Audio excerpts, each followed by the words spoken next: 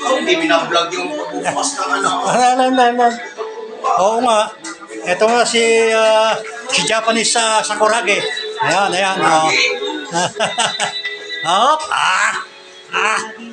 Malan dyan. Tanjiro yan. Ang galing. Ang galing talaga. Pakitang kilos naman. Wala. Yan na.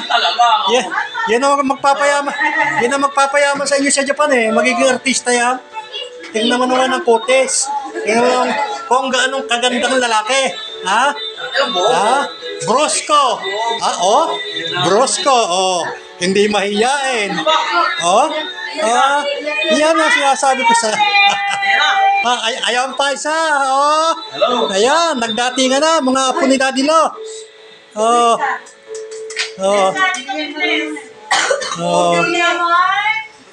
Ito nga pala yung aking na magandang lalaking manugang. Ito, ayan. Talaga naman. Ayan, maraming pasalubong. Ito po, pasalubong din niya. Pero hindi po ito akin.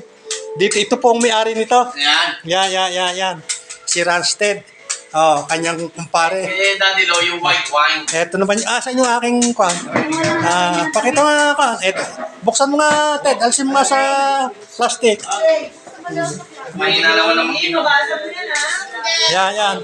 Ito naman po ang pasalubong sa akin ng aking manugang ko si Kim. Si RG. Ayan. Anong pangalan, Hop?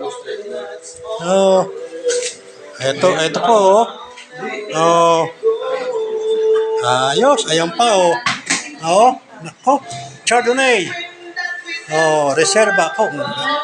Ayan po. So, mag-enjoy naman po tayo ngayong ilang araw habang naririto itong mga nagbabakasyon namin.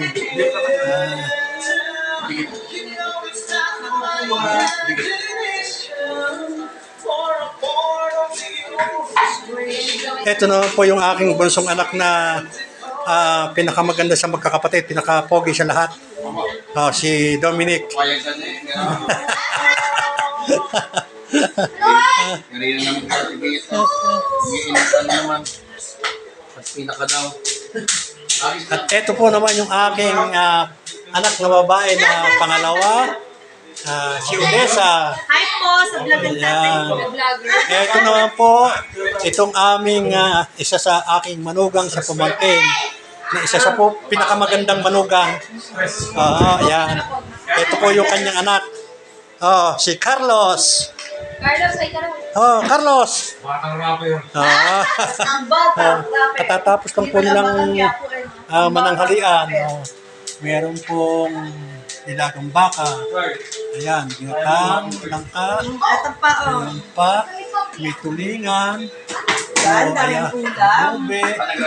So, kumakaway dito, Lolo. ayan, minakaway. Bakit? Wala. Chichichay. Sabi niya, Closey? Tapos Closey? Emily yan, Emily. Carlos.